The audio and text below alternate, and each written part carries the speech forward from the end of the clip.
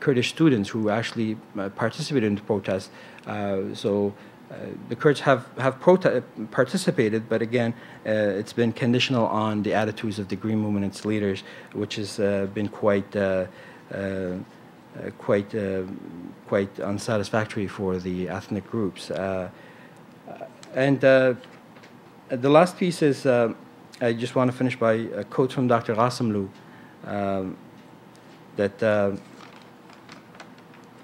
that really in the 80s, when he talked about ethnic rights and democracy and autonomy and self-rule, as Carol was mentioning, he was very well outspoken about the future of Iran, and he was very hardworking, or he's working very hard to make sure that he gets the support and the unity among the ethnic groups, and as well as the national opposition groups to seek an alternative for this regime. Unfortunately, he did not get the opportunity to do that, but he tried very hard. And there was one quote that he mentioned that he said, half of Iran's population is made of ethnic groups, half or more than half or less than half, so give it or take. But this is, and he says this is an issue that's been ignored, and this is an issue that's it's been concealed in Iran. And he said that the fact that this issue is being ignored doesn't really diminish its significance, and it always remained there. And he said that a meaningful democracy could not be attained in Iran without accommodating the rights of ethnic groups who make up more than half of Iran's population. So I will conclude with that, and hopefully to see an attitude change from the Green Movement, its leaders, in regards to the ethnic groups, and an attitude change from the national groups or various opposition groups representing various sectors of Iranian society to have change in attitude and perspective in regards to ethnic groups and their position in the future of Iran. And again, thank you very much for being here, and thanks for listening to me. I just want to remind people, if anybody's getting peckish, there are sandwiches outside. But come quickly back, because now we're being joined by Idris Ahmedi. I would like to thank the Middle East Institute, and in particular Kate, for organizing this seminar. I'm going to talk about three interrelated issues: federalism, democracy, and ethnic diversity in Iran. Like many countries in the Middle East, Iran is multi-ethnic, even though it is trying to project an image of itself as being ethnically or nationally homogeneous. And it is generally perceived as being a mono-national or mono-ethnic country in many parts of the world. Like all states in the region, the Iranian state embarked on a project of nation building at the beginning of the 20th century. Nation building in Iran was essentially an attempt to create a monolithic entity called the Iranian nation by suppressing ethnic diversity within the country and by imposing Persian ethnic identity on the other ethnic groups. Yet, 80 or 19 years later, not only has nation building in Iran failed, but the official nationalism and the official notion of nationhood in Iran are being challenged by the non-Persian ethnic groups. However, not all ethnic groups in Iran are politically significant.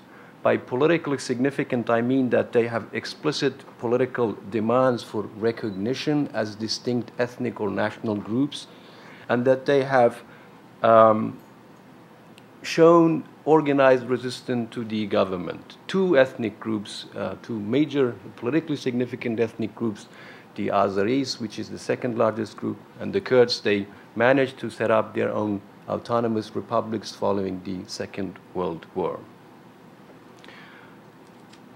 Let me also mention that since Iran does not provide any figures, the census that was conducted last time was in 1996. It didn't contain any figures whatsoever about the existence of ethnic groups in Iran. So there are only estimates.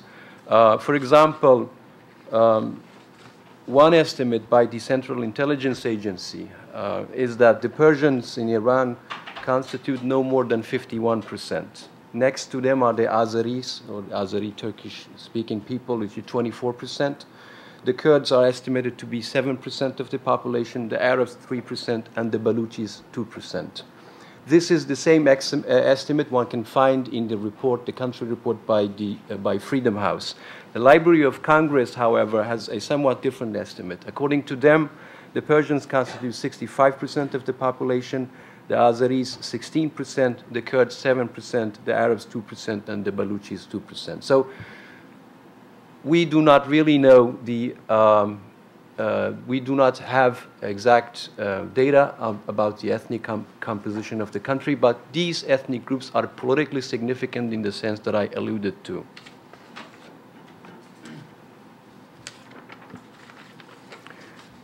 One can say that there are two overarching and contending perspectives on the future of Iran with respect to its ethnic diversity. According to the first, traditionally and still dominant among ruling elites and even some opposition groups, is that this diversity is a liability and even a threat to the territorial integrity of Iran. According to the second perspective, which is that of political actors representing the politically significant minorities or ethnic groups in Iran, this diversity would not only facilitate the transition to meaningful democracy, but will also serve as a form of checks and balances in order to safeguard democracy in the country. There has emerged, partly as a result of the developments in Iraq following the invasion in 2003, but also as a result of the efforts by the ethnic minorities, for example, by creating an umbrella organization called Congress of Nationalities for a Federal Iran, and these efforts have resulted in bringing or raising the issue of federalism as a formula for political coexistence in a future democratic Iran. I will be advancing two arguments very briefly. First, it is a myth that the ethnic diversity in Iran is a threat to the country's territorial integrity. I shall propose an explanation to why this myth is maintained. Second, my second argument is that if a federal polity is to materialize in the future in Iran, its form and structure will ultimately be determined by the internal balance of power between the ethnic groups rather than the force of moral and political arguments. So let me address the issue of separatism and diversity. Separatism is the major concern of the Iranian regime as well as some opposition groups.